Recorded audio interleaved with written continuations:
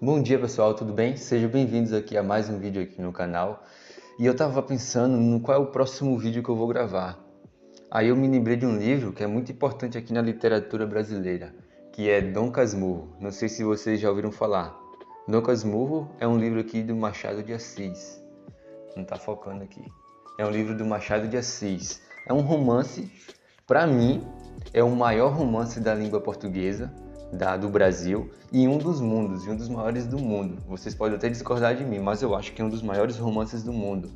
O problema de Machado de Assis é que ele escreveu em português, por isso ele não é tão conhecido assim mundialmente. Hoje em dia já é um pouco mais, mas se ele tivesse escrito em inglês ou francês ou qualquer outra língua, ele estaria no patamar na fileira ali com Dostoiévski, Tolstói, Charles Dickens, estaria ali com Thomas Mann, mas como ele escreveu português e naquele tempo a cultura brasileira não era muito expandida para o mundo, ele não ficou tão conhecido mundialmente. Dom Casmurro retrata uma família tradicional do Brasil, que tem o personagem principal Bentinho, que é o Dom Casmurro. Dom Casmurro é tipo uma pessoa ranzinza, uma pessoa mal-humorada, uma pessoa que já não liga mais para a própria vida. Ele tem uma esposa chamada Capitu e um filho, que eu esqueci o nome do filho. E ele acha que a Capitu traiu ele, então ele sente muitos ciúmes da Capitu. O livro é retratado em primeira pessoa, então ele escreve a história da vida dele até do começo, quando ele nasceu, até o momento que ele pensa que Capitu traiu ele. Ele é um advogado, então ele conta cada detalhe, ele conta os fatos com muito detalhe mesmo. Então surge um mistério que ainda não se relacionou por décadas, que é: Capitu traiu ou não Bentinho? Nós não podemos saber, porque nós lê o livro pela perspectiva do Bentinho, que é um cara ciumento, e não podemos confiar nele 100%, porque para sabermos um fato, nós temos que saber a história de uma pessoa, a história de outro e a verdade. Nós não conhecemos Capitu, porque tudo que nós sabemos de Capitu e da vida deles, nós sabemos da visão do Bentinho, e nós não podemos confiar só na visão dele. Então, para mim, Capitu não traiu, mas fica aí na dúvida. E o assunto mais importante do vídeo não é saber se ela traiu ou não ele, mas sim nós vamos falar sobre o ciúme. Nós vamos falar a neurobiologia do ciúme, o que acontece no cérebro. Também vamos falar algumas intervenções que podemos fazer para melhorar isso, certo? Quando eu fui estudar, fiquei muito surpreso que tem muita literatura sobre esse tema, ciúmes, e eu usei 2 artigos como referência aqui para o vídeo, se eu conseguir, vou deixar aqui na descrição do vídeo ou nos comentários, aí vocês, quem sabe, possam dar uma lida. Então, para começar, vamos falar aqui a definição do ciúme. Os ciúmes é uma percepção de perda de um relacionamento valioso seguindo um perigo real ou imaginário que inclui componentes afetivos, cognitivos e comportamentais. E é interessante pensar porque a ansiedade, a depressão ou o transtorno pós-traumático, ele é seguido de perigos reais ou imaginários. Então, pessoas que têm ansiedade ou transtorno pós-traumático, elas alegam que têm um medo exagerado de alguma coisa, de uma situação. E quando vamos ver essa situação, a pessoa identificamos essa situação, nós vemos que elas não estão realmente em perigo. Quando temos essa imaginação de algo perigoso, é ativado um eixo muito importante e conservador que nós temos na nossa biologia, que é o eixo HPA, que é o eixo hipotálamo pituitária adrenal. Eu já falei isso lá no Instagram, se vocês não viram, ou também tem aqui no canal, que eu já falei sobre o eixo HPA, que é o eixo hipotálamo pituitária adrenal, que é o eixo liberador de cortisol. E ele é tão conservado desde a nossa evolução. Por exemplo, o pulmão. O pulmão todos os animais têm. Por quê? Porque teoricamente foi importante para a evolução. Então, o eixo HPA, que é um eixo muito fino, ele é ativado por situações imaginárias ou perigosas. Você realmente pode estar em uma situação perigosa, ou se não, possa estar imaginando uma situação perigosa e como o eixo não sabe distinguir o que é perigoso ou não, ele já se ativa, trazendo cortisol, adrenalina, liberando adrenalina. E a resposta comportamental, principalmente, é por luta ou fuga. Ou você luta com alguma coisa que vai tá te ameaçando, ou você foge. E também tem como você dar um freezing, ficar parado, mas esse não é muito utilizado. Você corre ou ataca essa coisa que está te colocando em perigo. Então o ciúme é uma manifestação que envolve principalmente um vínculo afetivo. Então o ciúme envolve você perder o medo de algum relacionamento importante para você, seja de um amigo, de um namorado, de uma namorada, de um esposo, de sua esposa, de qualquer pessoa que você tenha um relacionamento, que você realmente importa com ele, você tem medo de perder. Então o ciúme diz mais sobre você do que sobre o outro, porque você não quer ficar só, então por isso você tem esse ciúme exacerbado. Então vamos falar aqui sobre a neurobiologia dos ciúmes. Então tem alguns estudos de neuroimagem que mostram o ciúme patológico. E o que é ciúme patológico? Os ciúmes patológicos são ciúmes disfuncionais, que estão elevados. Tem o ciúme leve, o ciúme moderado e o ciúme patológico. Então muitas vezes ter um ciúme leve, ter um ciúme moderado é até bom, porque melhora o vínculo afetivo de você e a pessoa. Você tendo um ciúme moderado, você vai fazer o quê? Vai tratar a pessoa melhor, sua namorada, você vai o quê? Ser mais gentil com ela, vai comprar um presente, levar pra sair, fazer essas coisinhas, sabe?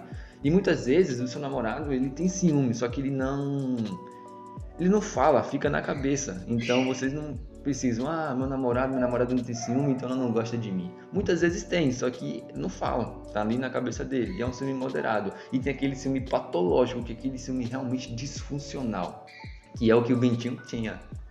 Era o ciúme patológico, que ele é doido.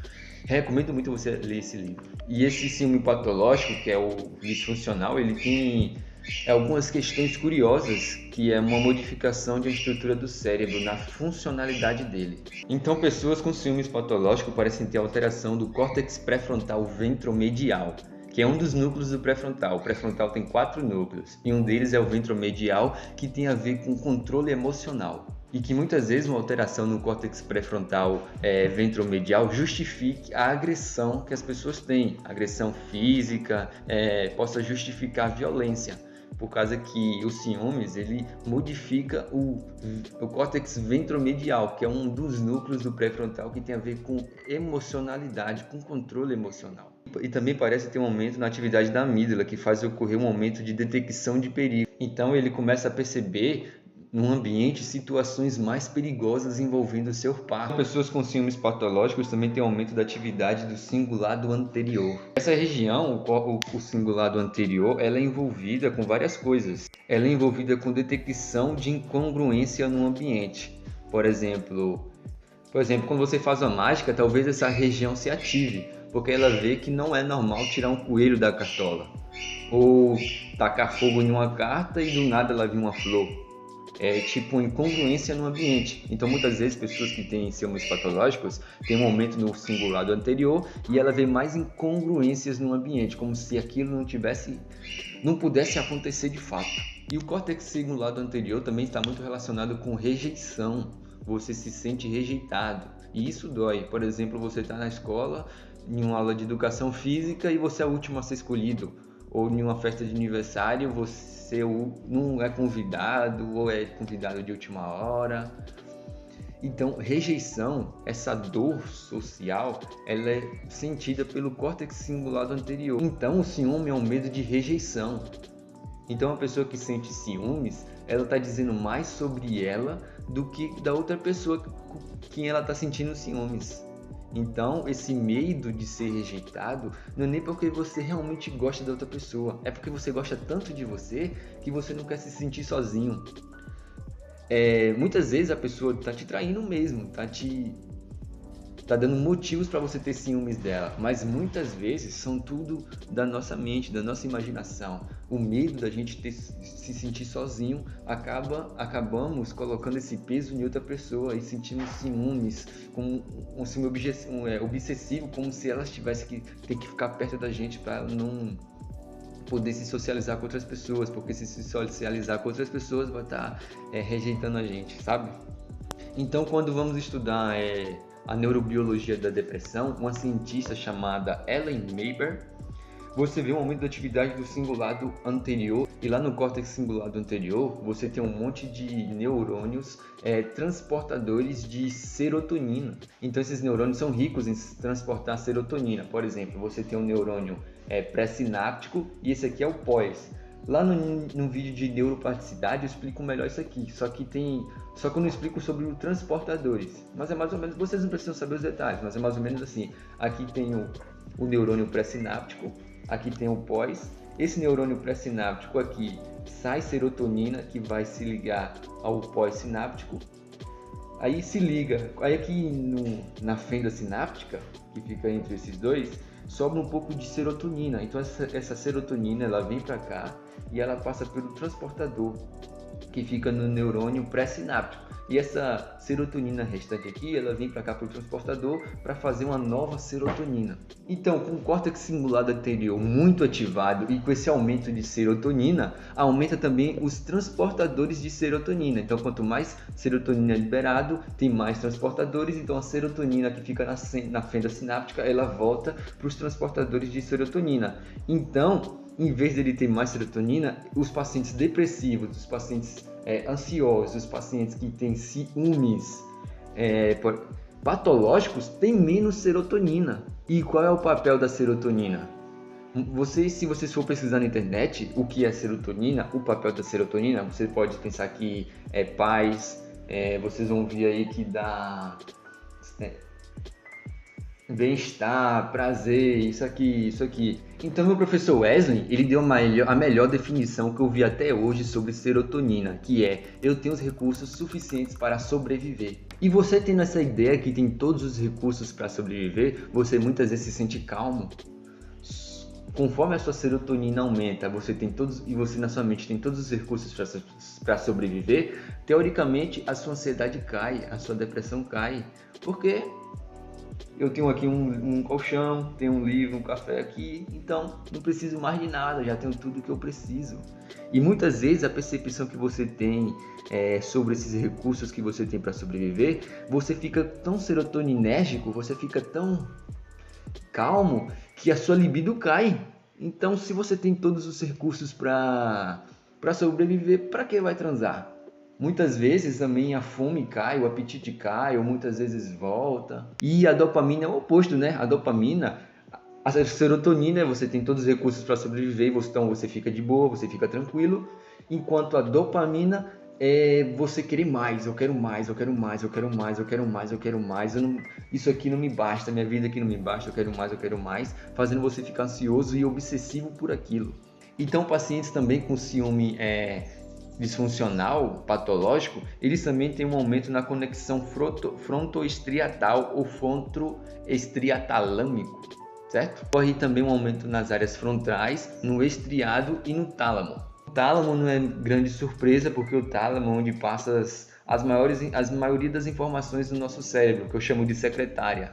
Acho que a única informação que ela não passa é do olfato, mas vamos tirar o tálamo daqui, que não é tão importante agora, mas vamos dar uma maior ênfase aqui no estriado, que, curioso, é a parte do seu cérebro onde forma hábitos. Eu já falei aqui sobre o estriado lá na aula de como usar a dopamina a seu favor para criar bons hábitos. Eu acho que é isso. Vocês vão ver aqui, lá que eu falo sobre o estriado, que é um lugar onde formam os hábitos no cérebro. Então, nós podemos dizer que o ciúmes é um hábito. Então, a pessoa que é muito ciumenta, ela cria um hábito de ser ciumenta. E como é que forma um hábito? Como um hábito é ativado? Um hábito é um estímulo que você tem no ambiente que provoca uma resposta semi-automática. Isso é um hábito. Então, no ambiente, muitas vezes, a pessoa que tem ciúmes, no ambiente não tem nada que justifique os ciúmes dela, mas ela sente ciúme e já dispara o ciúme porque é um hábito. Já virou uma resposta corriqueira, então esse comportamento de ser ciúme, ela não pensa, ela só tem os ciúmes, porque já virou um hábito. Uma parte mais da hora aqui do vídeo,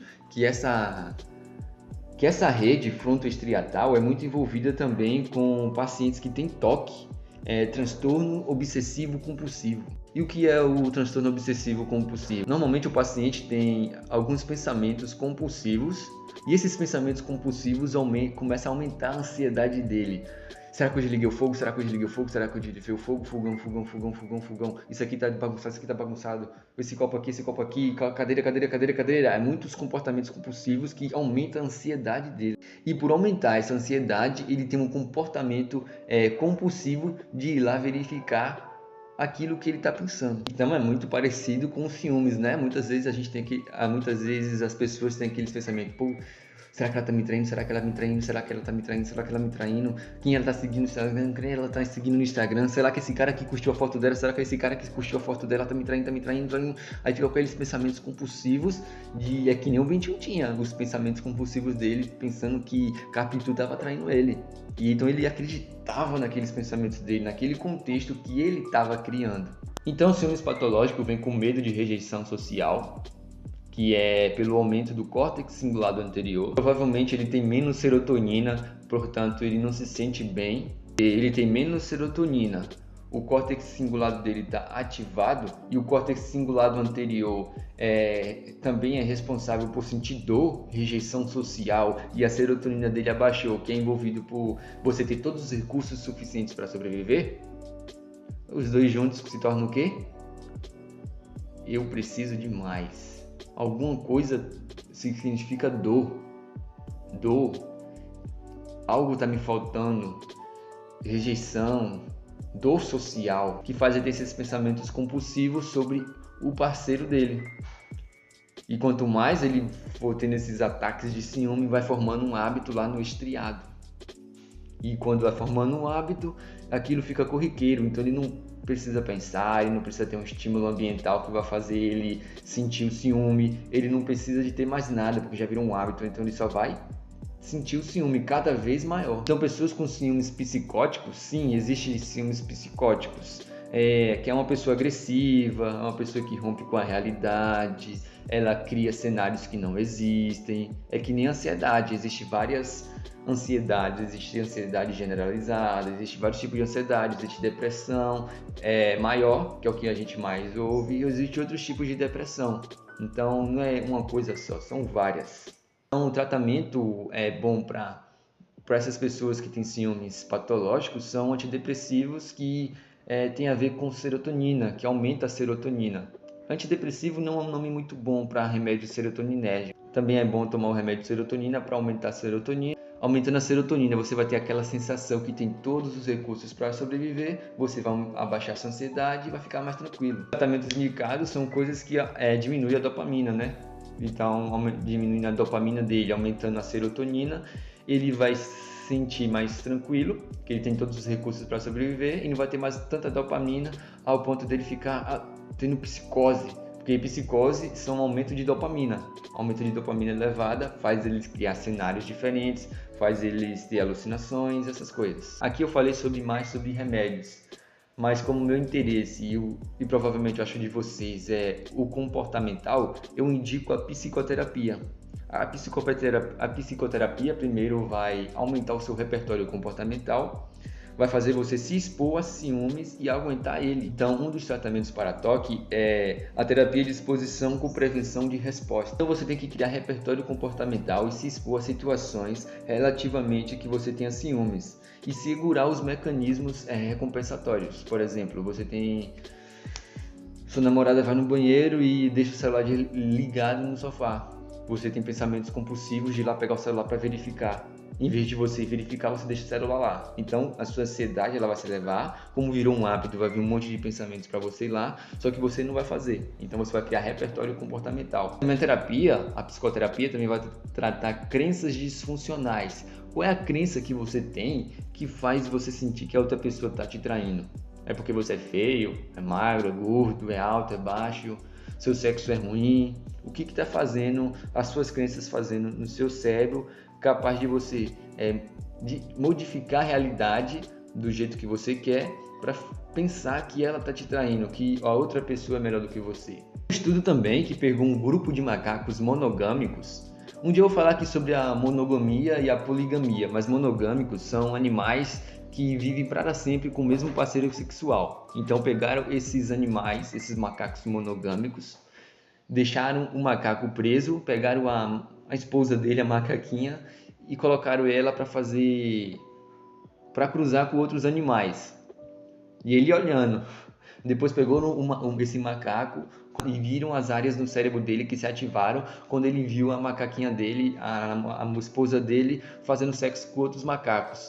Eles viram que ativaram o córtex cingulado anterior, a mesma área que ativa dos seres humanos. Então ele sentiu dor O córtex cingulado anterior é envolvido por dor emocional, rejeição. Então você vê que tem vários comportamentos que são regidos pelas mesmas áreas do cérebro. Então tem pessoas que chamam de hábito, tem pessoas que chamam de vício, tem pessoas que chamam de rock'n'roll, tem pessoas que chamam de disciplina, produtividade, mas você pegando todos esses comportamentos vão funcionar nas mesmas áreas dos cérebros. Só que o que vai definir cada comportamento é o contexto, o ambiente que eles estão. Então tem uma frase muito boa que eu gosto do Sêneca, que é: sofremos mais em nossa imaginação do que na realidade. Isso se encaixa muito no ciúme. Provavelmente a maioria desses casos de ciúmes não tem comprovação real. Se tiver, cara, termina logo, vai procurar uma psicoterapia e termina logo. Mas muitas vezes eu tenho certeza que esses pensamentos que você tem sobre a pessoa que está te traindo são na sua cabeça, então você já sofre antes e corre o risco desses ciúmes elevados você perder o relacionamento. Então quando seu namorado, sua namorada for sair para algum lugar, deixa sair, não fica mandando 1 milhão de mensagens o tempo todo perguntando onde ela tá, onde ele tá. Deixa sair, quando voltar ele vai se sentir tão feliz de você não ter enchido o saco dele, que vai aproximar vocês, certo? Espero que esse vídeo tenha ajudado vocês aí. Eu acho que não foi um vídeo muito bom, mas bons estudos. Aproveita aí os artigos que eu vou deixar aí na descrição ou nos comentários se eu conseguir. Se eu não conseguir, vocês me mandam lá no Instagram que eu mando pra vocês, beleza? Até o próximo vídeo. Tchau! Cause it feels a little cold,